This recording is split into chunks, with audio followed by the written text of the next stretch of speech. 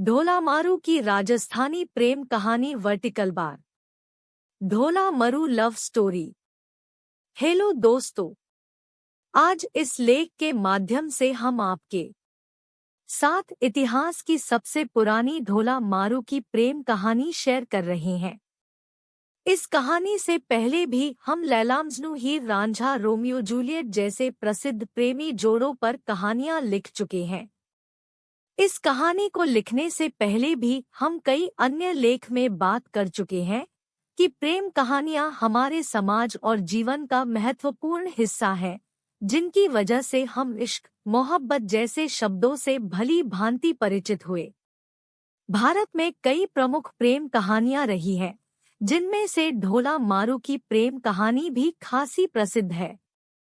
मध्य भारत, उत्तर भारत और राजस्थान में ढोला मारू की प्रेम कहानी को अमर प्रेम कहानियों में से एक माना जाता है। मध्य भारत और उत्तर भारत में ढोला मारू की लव स्टोरी का जिक्र यहाँ के लोकगीतों में साफ साफ देखने को मिलता है। इसीलिए आज इस लेख के माध्यम से आपको ढोला मारू की लव स्टोरी से अवगत कराएंगे। ढोला मारू की कहानी उत्तर भारत की लोक कथाएं और लोकगीतों के अनुसार नरवर से जुड़ी हुई है। बताया जाता है कि नरवर के राजा नल के पुत्र सालह कुमार का विवाह बचपन में महज 3 साल की उम्र में पूंगल क्षेत्र, बीकानेर के पवार राजा पिंगल की पुत्री से हो गया था। पुरानी लोक कथाओं में बताया जाता है कि बाल विवाह होने पर लड़की की विदाई लड़के और लड़की के जवान हो जाने पर की जाती थी, जिसे गौना कहा जाता है। जब तक लड़की लड़का दोनों जवान नहीं होते तब तक लड़की पिता के घर रहती है और गौना हो जाने के बाद लड़की पति के घर चली जाती है। इन्हीं रस्मों-रिवाज के चलते राजा नल के पुत्र सालह कुमार का बाल विवाह होने के कारण गौना नहीं हुआ और राजा पिंगल की पुत्री गौना होने तक पिता के घर पर बड़ी होने लगी। लेकिन जैसे जैसे सालह कुमार बड़े हुए धीरे धीरे बाल विवाह और पहली रानी को भूल गए। इसी दौरान साल कुमार ने दूसरी शादी कर ली और नरवर में सुखमय जीवन व्यतीत करने लगे। दूसरी तरफ राजा पिंगल की पुत्री वयस्क और अत्यंत खूबसूरत दिखने लगी थी। राजा पिंगल ने नरवर में कई संदेशवाहक गौने की सूचना पहुंचाने के लिए भेजे, लेकिन साल कुमार की दूसरी रानी उन्हें बड़ी चतुराई से सालह कुमार तक संदेश पहुंचाने से पहले मरवा देती थी, क्योंकि उसे डर था कि सालह कुमार अपनी पहली रानी की सुंदरता पर मोहित होकर उसे छोड़कर कहीं पहली रानी के पास में चला ना जाए। इसी तरह काफी समय बीत गया और पिंगल की बेटी और भी जवान और खूबसूरत होती गई। पिंगल की पुत्री को इंतजार और विश्वास था कि सालह कुमार उससे से गौना करने जरूर आएगा। लेकिन काफी समय बीत जाने के बाद राजकुमारी सालह कुमार के वियोग में तड़पने लगी। पुत्री की यह हालत देख राजा पिंगली ने सालह कुमार तक संदेश पहुंचाने की कई प्रयत्न किए, लेकिन हर बार रानी संदेशवाहकों को मरवा डालती। राजा पिंगल को कुछ गलत होने का आभास हो गया। तब उन्होंने एक चतुर ढोली को नरवर भेजने का फैसला किया, जो गाकर सालह कुमार तक बड़ी चतुराई से संदेश पहुंचा सके।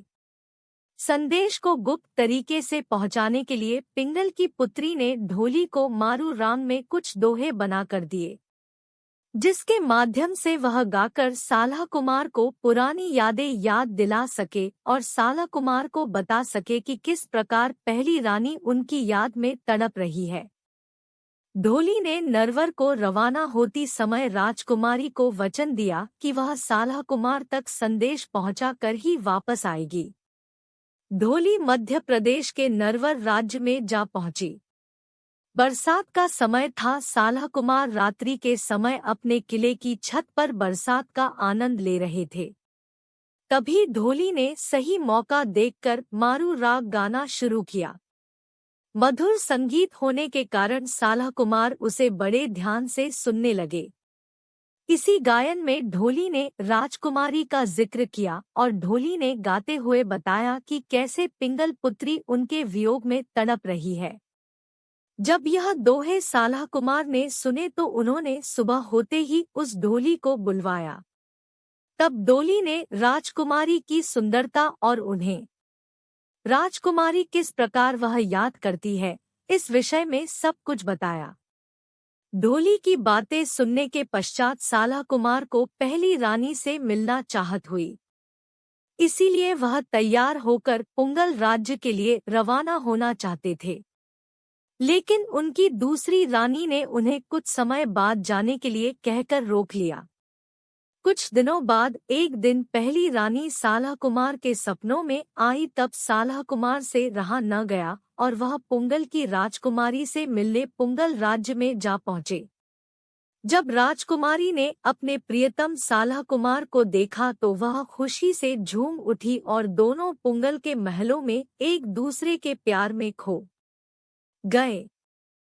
कुछ दिनों पुंगल में रहने के बाद साला कुमार ने अपनी पहली रानी के साथ नरवर के लिए प्रस्थान किया। पुरानी कहानियों में बताया जाता है कि जब साला कुमार और पहली रानी रेगिस्तान के रास्ते से होते हुए नरवर वापस आ रहे थे, तब उन्हें उमरासुमरा नामक रेगिस्तान का मशहूर ठग मिला, जो रानी को बंधक बनाना चाहता था। लेकिन रानी भी राजस्थान की बेटी थी। वह इन सब घटनाओं से भली भांति परिचित थी। जब रानी को उमरासुमरा पर संदेह हुआ तो उन्होंने साला कुमार को आगाह किया। साला कुमार को खतरा महसूस होने पर रानी और साला कुमार ऊंट पर बैठकर वहां से भाग निकले। उमरासुमरा ने उनका पीछा करने का काफी प्रयत्न किया, लेकिन वह उनके हाथ न लगे।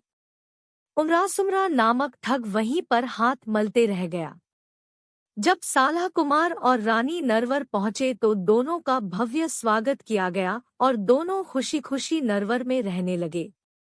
इस प्रेम कहानी को राजस्थान और उत्तर भारत में काफी प्रसिद्ध प्रेम कहानियों में से एक माना जाता है। इस ढोला मारू की प्रेम कहानी का जिक्र आपको राजस्थान के लोकगीतों में साफ साफ देखने को मिल जाएगा।